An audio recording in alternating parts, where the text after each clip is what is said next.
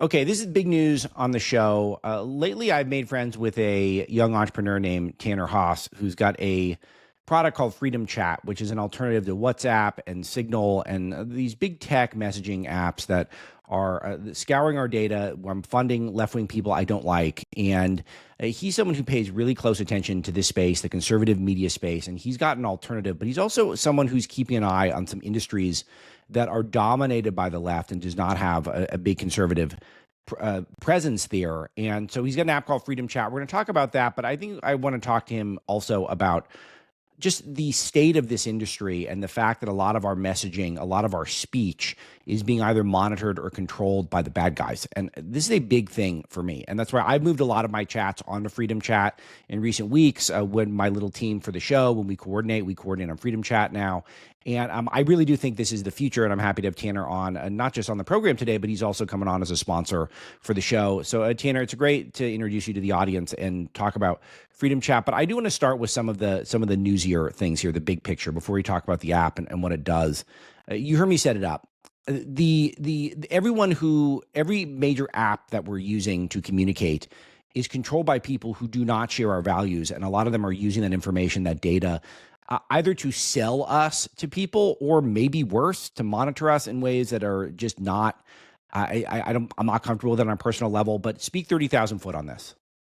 I mean, you hit it right on the head. So there is a significant issue with privacy, free speech, data security. And if you look at the companies that claim to protect our privacy, they're all owned, operated by the same people that do not like us, do not share our values, whether that's Discord, WhatsApp, Signal, Telegram. None of them truly align with our perspectives. And if you look at like Signal and WhatsApp, co-founded by the same individual, the CEO of Signal or the chairwoman of Signal is the CEO of NPR. NPR, the same NPR that Trump's been taking funds away from. So it's kind of like they're all one of the same. There's not a whole lot of insight into this space. Like, people aren't aware of all the hidden things behind the scenes. So just here to shed some light on that, talk about Freedom Chat, but you hit it right on the head. Yeah, so I want to talk about, let's take on WhatsApp and Signal specifically. I'm guessing that you consider those your main competition, but there's a lot of other things. I want to touch on Discord and Reddit because they've been in the news. I want to talk about TikTok because that's in the news also, just in terms of where Freedom Chat could go. But you're starting out initially. What would you consider yourself in? I don't want to say it's not beta phase, alpha phase. What are we calling it? Where are we at now? Alpha phase, as cheesy as that sounds. Yeah, no, it's cool. It's uncheesy. It sounds cool. So you're in the alpha phase of the app, and so I think right now you're taking on WhatsApp and Signal. So let's take those one at a time. So WhatsApp messaging app, I'm on it, but this is Meta, right? Like, it's owned by Mark Zuckerberg, like the guy who tried to buy the 2020 election for Joe Biden. Like, he's making money off of my chats there. Yes, WhatsApp is owned and operated by Meta, which is Facebook and Instagram.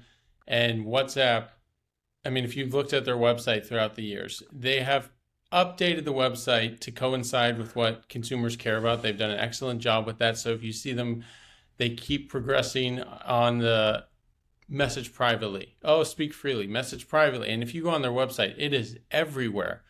And I don't know if there's any company other than Facebook itself, even though they're owned by the same parent company, but WhatsApp has paid so much in fines for hacks. I mean, data breaches. It's absolutely incredible. And you look at WhatsApp, they say they have end-to-end encryption. No one can see what you say. Well, I mean, that's been debunked time and time again. And for example, there's a feature in WhatsApp where you can report a user, and then Meta can see the 5 latest messages in that chat. And if you really think they can only see the 5 latest messages, I mean, come on. So I don't think WhatsApp's worth anything. It's super user-friendly. They've made it super clean. Right. Yeah, of course they have. But it doesn't mean it's private. You should not have any private conversations on that unless you want them to be made public. So there's really three pillars of privacy. And the first one is end-to-end encryption. Let's say WhatsApp lacks that just completely transparently. Yeah. Then they store every single message that you have on a server. The server is everything is shared with the parent company. So every image, video, message you've ever sent on WhatsApp is stored on a server. And then, do they have commercial use of user data? I don't think there's any company on the planet that does a better job of commercializing user data than Right. Meta. So every No, piece that of is the metadata. business. I mean, that's what Zuckerberg testified to. business. That alarmed all of us. I don't know, it was 6 or 8 years ago, whatever it was, when he was saying that's exactly what they do, is they get the data and they sell ads based on the data. Like, that's the business. But it's more invasive. I think people data has become this ambiguous term, but if you break it down on a personal level, what is your data? Well, it means who you're talking to, when you're talking to them, your financial state, your political affiliation, your interest, dislikes, like all of that. They can get that from who you're messaging. So if I message you on WhatsApp, Alex, they're going to say, okay, where's Tanner? Yeah. Where's Alex? Where were they located?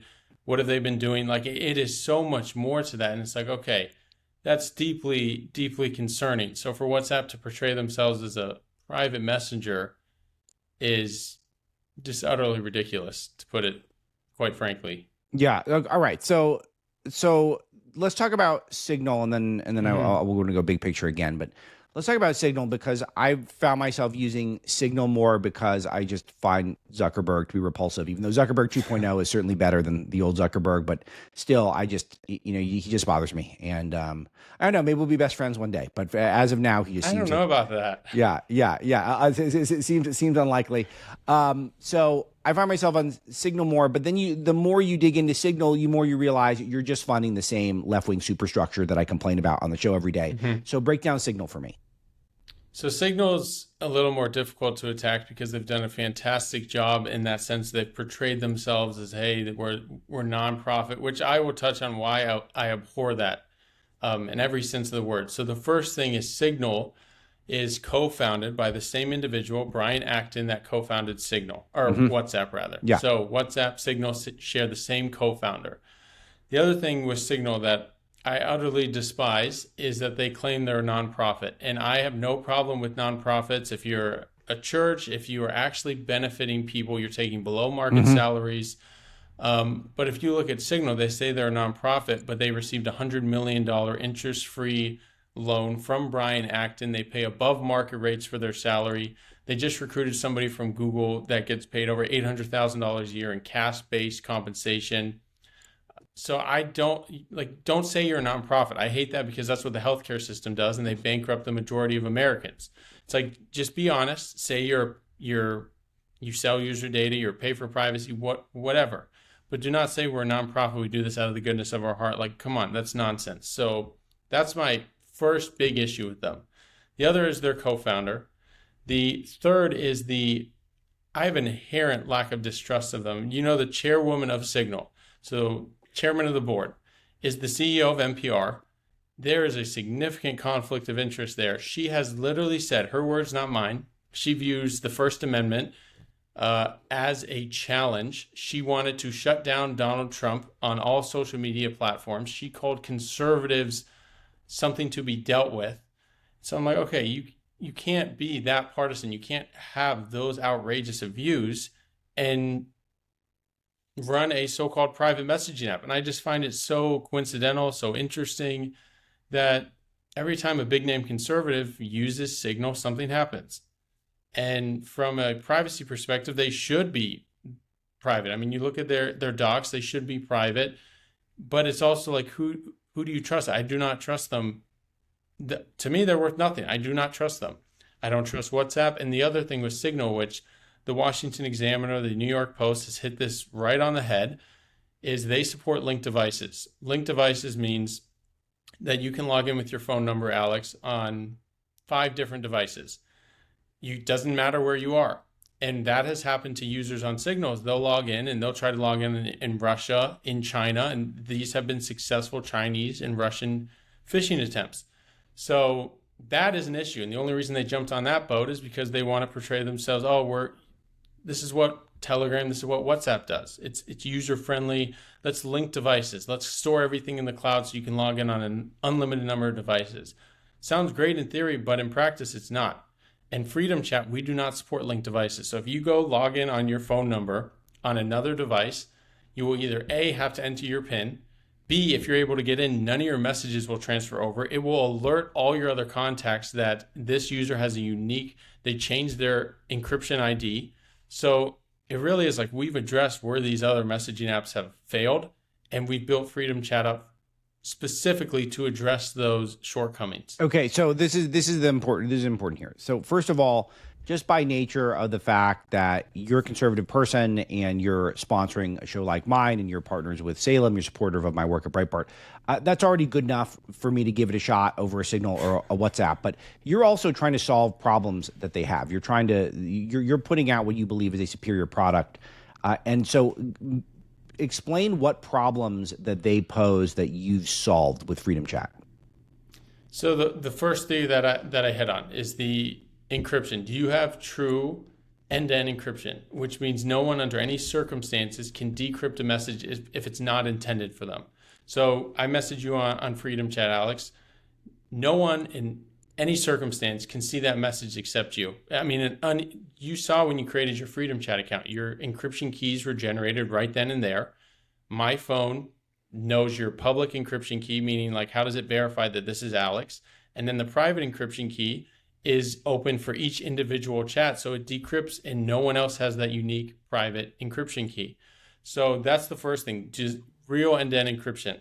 Telegram does not have end-to-end encryption by default. Discord does not, which means they themselves as the service operator can see every single message. WhatsApp, well, no matter what they claim, I mean, it's WhatsApp. Just hold your breath. Signal, it's the same thing. I just do not trust them. And then the other question, do you store your messages on a server? Which for us, we do not. As soon as the message is successfully delivered, it's removed from our servers, which is great from a security perspective, but also from a cost perspective. We're able to lower our costs. Do you have commercial use of user data is the last one, and that's probably the biggest one. You want a company that's designed to protect your privacy, and that's what Freedom Chat is. But we've also taken it a step farther. We prevent screenshots, screen recordings. You can edit, unsend, self-destruct any message, image, or video. We do not support linked devices, like I said. So really, Freedom Chat is built from the ground up to minimize the data that we collect. We have no commercial user data, and we guarantee that no one other than the intended recipient can see any of your messages, images, or videos. And I think that's how it's supposed to be. Everyone has got to take out their phone right now. You got to download Freedom Chat right now. And then I want everyone to try to take a screenshot of something. Get a friend to do it. You could join the Alex Marlow channel, the Alex Marlow Show channel. I got my own channels right there on the front page. You could do it. It is really awesome technology because you try to screen cap. Why? I don't even know how you built it. You don't have to give away trade secrets, but that's very cool. You get a blank white screen. If someone tries, so go subscribe to Alex Marlow's channel. He posts content on there. Try to screenshot his channel, and you'll get a blank white screen. We put now it's in the hands of Alex. If he wants to edit, unsend a post, he can. If he doesn't want you to screenshot, you can't. So try to take a screenshot, message somebody on there, and it feels good to have your privacy back. I mean, it's nice to know that what you send your wife, your business associate, your son, daughter, nobody else can see it. And that's how it's supposed to be.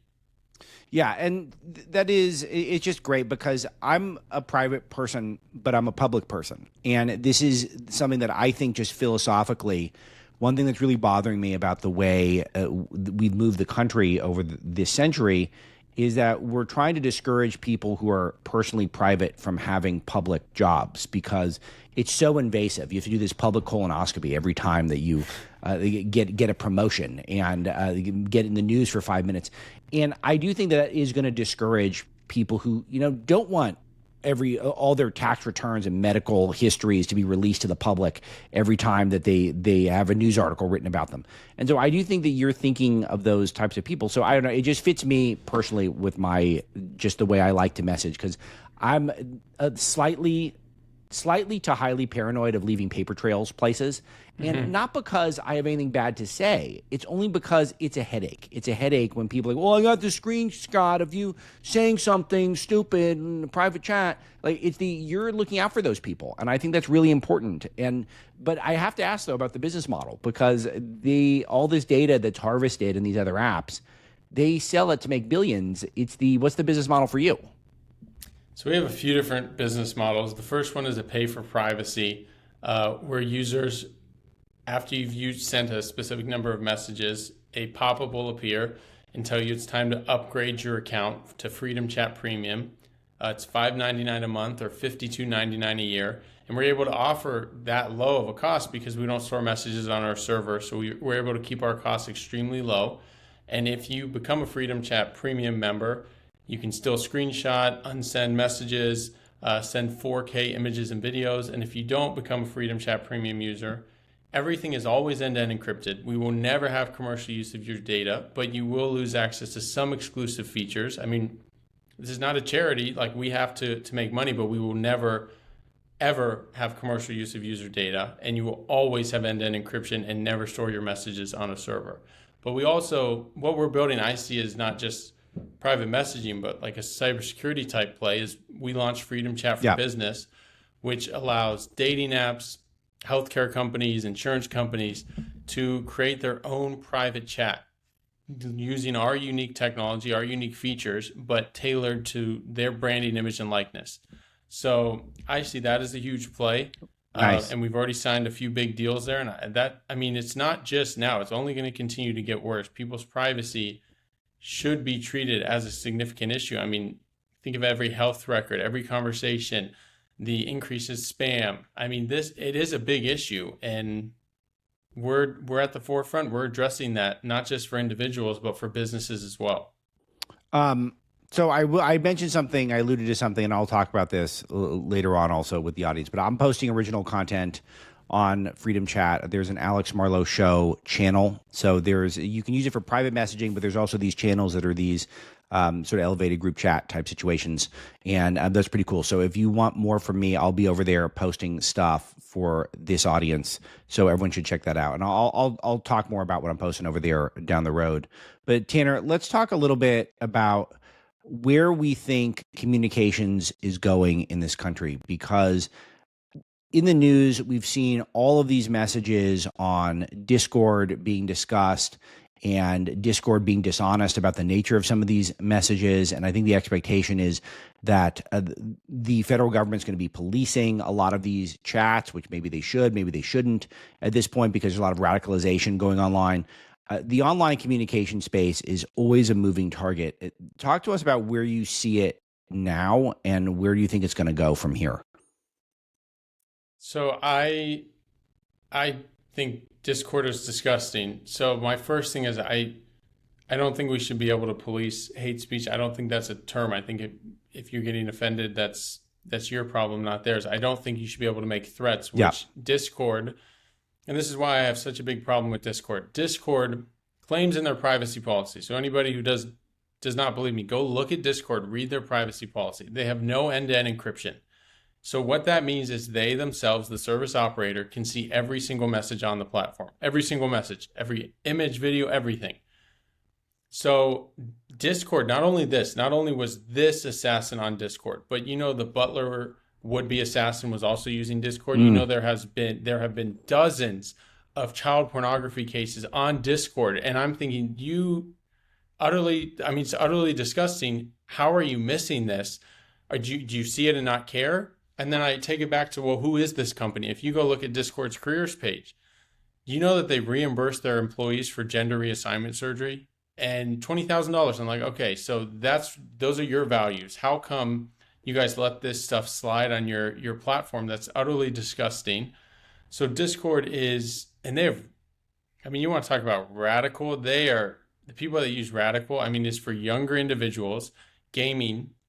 The people that run it are, for lack of a better word, they're weird. They're sick because they allow this stuff to proliferate on their platform. So I think, you know what, if they can't get a hold of it, if they're showing an unwillingness to cooperate with something that endangers the life of somebody else, it needs to be addressed.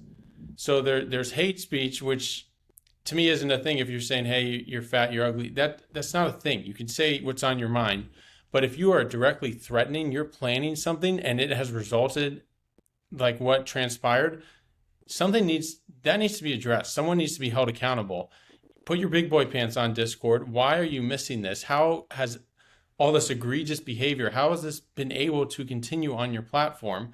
And this same company says it's their moral obligation to spot violence and illicit activity. Well, if it's your moral obligation, you're doing a really bad job at it. So I'm disgusted with what I see from them. So what's interesting to me is that we want people to be able to privacy online and be able to communicate freely online. And I think that you understand that to your core, but I'm also simultaneously unnerved that this radicalization is taking place, and our federal government, which surveils us in so many ways, seem to be completely unaware of what's taking place in these platforms. And it's a tough circle to square for just on a personal level for someone who loves freedom of speech. I want people to be free to express themselves, but if people are just going online and planning terrorist attacks, and our government is just, hey, how was I supposed to know that was going on? It seems sort of unsatisfying. I'm trying to put this puzzle together, and it's challenging. I have to admit it. It is challenging, and you think of them as little terrorists. Like, you're planning to endanger somebody else just because they differ from your opinion. Like, you're insane. And I think part of it is, as a society, like, we need to, like Discord, you're reimbursing employees for gender reassignment. Like, let's say they're mentally ill, and that's the culture that you've built at Discord. Mm-hmm. The people that are in these chats, they're mentally ill. Like, we used to make fun of people that were transgenders, and we called them transvestites, cross-dressers, and now it's been normalized. But look at the discussions they're having. Like, they actually need help. They're mentally ill. And so if this proliferates on Discord, Reddit, and you go down to these dark corners of the internet where it's like, it's insane. But Blue Sky, the other social media company that was co-founded by Jack Dorsey, the same guy that suppressed the Hunter Biden laptop story. Mm-hmm. I mean, there needs to be some accountability, because there's free speech, and then there's endangering the lives of people. And you're making direct threats. You're using the name of somebody, saying, get him next. Yeah. Somebody needs to be held accountable. It's utterly disgusting. And if you can't be held accountable, then there needs to be some ramifications, some quick and decisive action. Okay, so I just want your take on TikTok, because we're on the verge of a TikTok deal. It does seem like Chinese company, the ByteDance, is going to retain some element of TikTok. So I'm guessing the algorithm is going to stay the same, which means it's going to be manipulating our young people to be hooked on the platform so they can't put it down. So it's hyper addictive and designed to trap young people into this online world. So I'm not thrilled about it, and I don't know where our movement should stand on it, because for me, I think I would like to see a TikTok ban, but if we're not going to ban it, does that mean we need to be on there creating alternative content, in your opinion? I mean, it's kind of tough, because you're like, well, if I'm not creating content on TikTok, then somebody else is. That's and right. Who's the somebody else? It's not conservative. It's radicals. I mean, it's a tough situation, because I want to ban TikTok. I mean, you talk about an invasion of privacy. Yeah. TikTok tracks users' keystrokes. So every message that you type, I mean, they are Instagram and Facebook in terms of invasiveness on steroids. So I absolutely agree. We should not have a large Chinese company operating in the U.S. I mean, China makes it hell for U.S. companies over there. We should reciprocate. That's a good point. And all the data that they retain, I mean, you really trust it to the CCP? Or when ByteDance says, no, we don't talk to Xi Jinping, it's like, oh, that's just not true. So I would love to see it banned, but then it's like, well, you put more power in the hands of Mark Zuckerberg, which is one of the same. It's kind of, that's right. I think it's a great day for Instagram, right? If we do that, it is. So this is why I think we need to build alternatives. So like Freedom Chat, we have no algorithms. I quite honestly message your friends and family, subscribe to Alex, subscribe to the other channels you want, then get off your phone, interact with your family. I mean, there was a study I just saw that said the silent generation, right, 1929 to 1945, where there was a World War, Great Depression, they are happier than Gen Z. And Gen Z just uses social media all the time. Yep, so it's kind of like, in a perfect world, people need to get off of these platforms and get outside and enjoy life a little bit, communicate with one another, find God. But should they be banned? There should be a sale. They never should have been able to get this large in the US, knowing their association with China. So it's kind of, how do we thread the needle here? And I mean, I think forcing a sale is the least objectionable, meaning it's Yeah. the best, worst decision that could have been made. Right. Okay. So I just want to be specific here for the audience about what Freedom Chat is, what it's about. This is where you should go for your messaging. And not to mention that there's an added bonus that I'm going to be posting content there. So if you're watching the show, obviously you'd be interested in my content.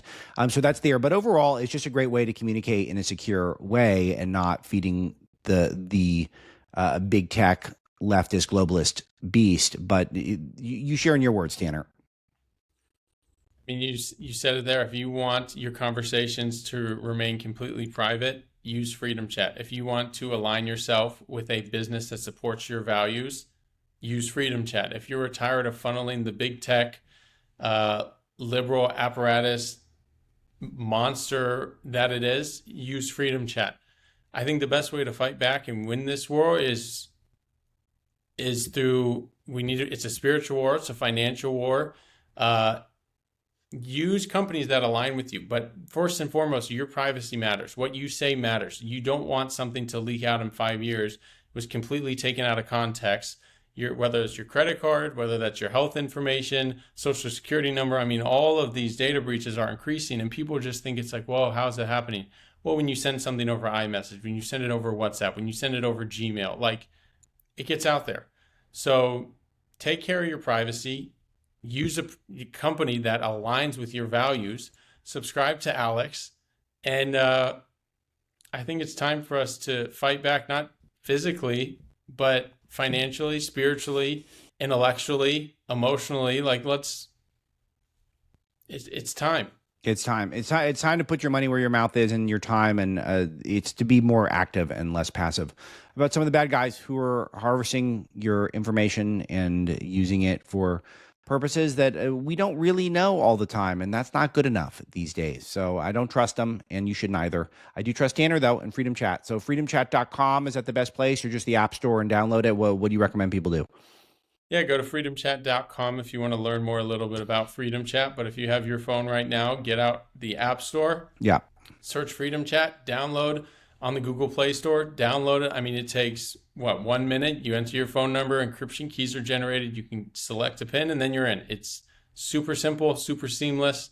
And then head over to Alex's channel, subscribe, and you will see what it's like to communicate privately. And one more final touch is when somebody subscribes to your channel, Alex, it's their own private, perfectly curated newsfeed. Yeah. We can't see the channels they're subscribed to or the posts that they react to. It's exactly what they want to see. None of the extracurricular, none of the data mining, anything like that. So freedomchat.com or download it on the App Store or Google Play Store. Yeah, very good. And Tanner, I'll call on you from time to time to come in and talk about the news, but pull out your phone, download Freedom Chat now, and just start getting your friends on board, family members, and start having secure chats instead of big tech controlled chats where they can spy on you whenever they want. So that's a big deal. All right, Tanner, good stuff. And thank you for the insight into this world that is a huge part of our lives, whether we like it or not. All right, that's today's show. Thanks to Misty. Thanks to all of you in the audience, and we'll talk to you tomorrow.